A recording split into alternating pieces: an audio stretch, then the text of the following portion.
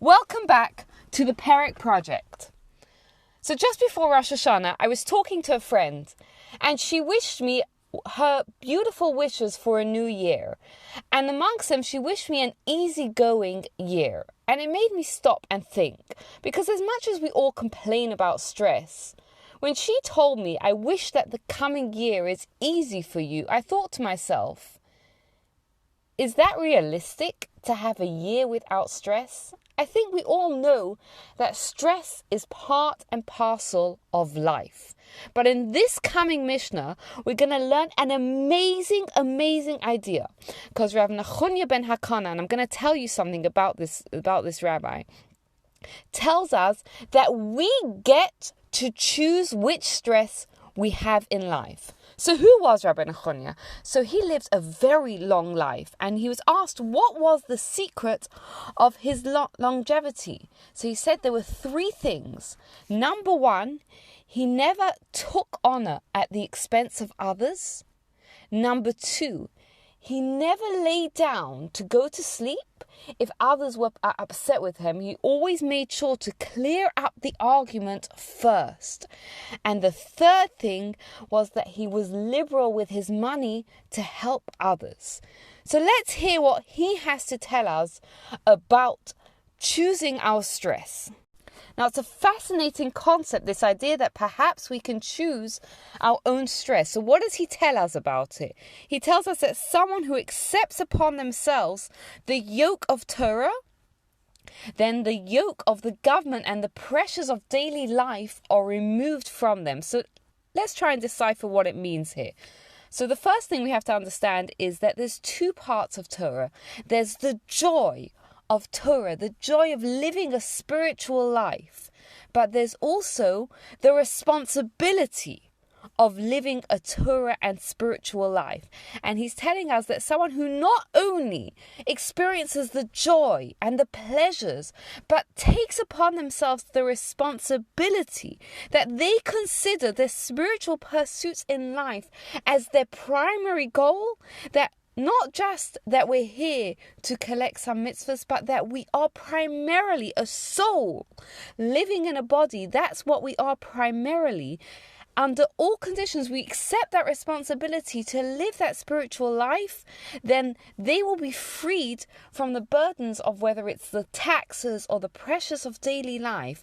And either this will be because supernaturally God will take it away from them, but there's an underlying idea as well here, that someone who understands that we are a soul living in a body, we are here for a spiritual purpose, they approach life differently. What does this mean? Because he tells us the opposite is also true.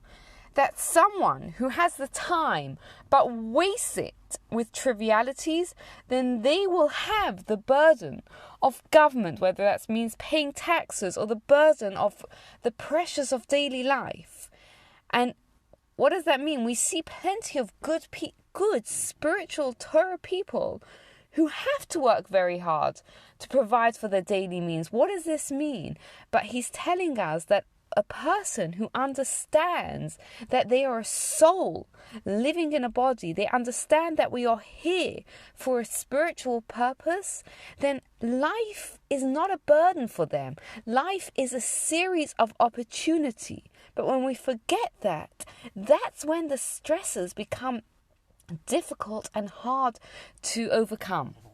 So he's telling us that we're all destined to have a certain amount of stress in life, and it's better to voluntarily choose to have the stress of striving for a spiritual life, because in return God takes away the stresses of the pressures of daily lives. I'll share with you a story that someone once told me, that they were once interviewing for a job, and they were just on the cusp of should I or should I not take it, and they realized that the job would entail them working on Shabbat, and they weren't sure. There wasn't something that they were so committed to, keeping Shabbat, but they made a decision that they said no to the job because they wanted to commit to Shabbat.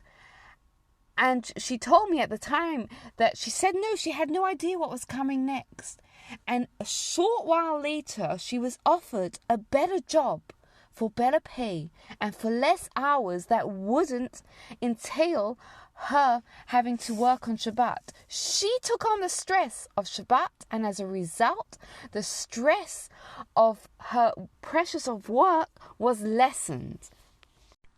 And this also applies to those who support Torah institutions. That people who give money, they will see their businesses flourish as a result of it. In fact, a big philanthropist once told me that wherever he has business investments in a city, he will give money to the Torah institutions of that city, because he sees that wherever he gives charity to Torah institutions, he sees his business ventures flourish in those cities.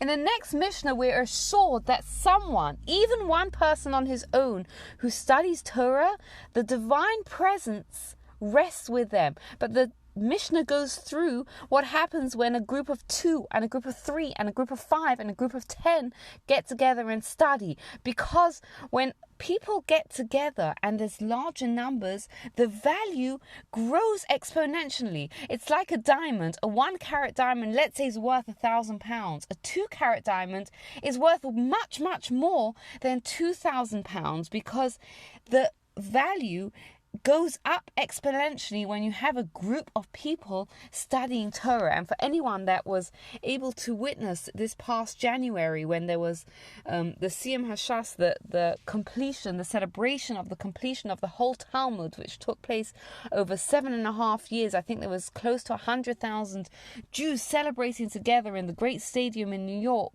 And you could there were video links to it all over, and you could actually see like the atmosphere when you have people getting together. It's amazing. So one person, when we devote ourselves to spirituality, to Torah study, it's amazing. But when we can do it together with others, the value of what we do grows exponentially. So when we make that decision to devote ourselves to Torah and spirituality, not only do we bring God's presence into this world, but our stress, our daily life stress, gets lessened.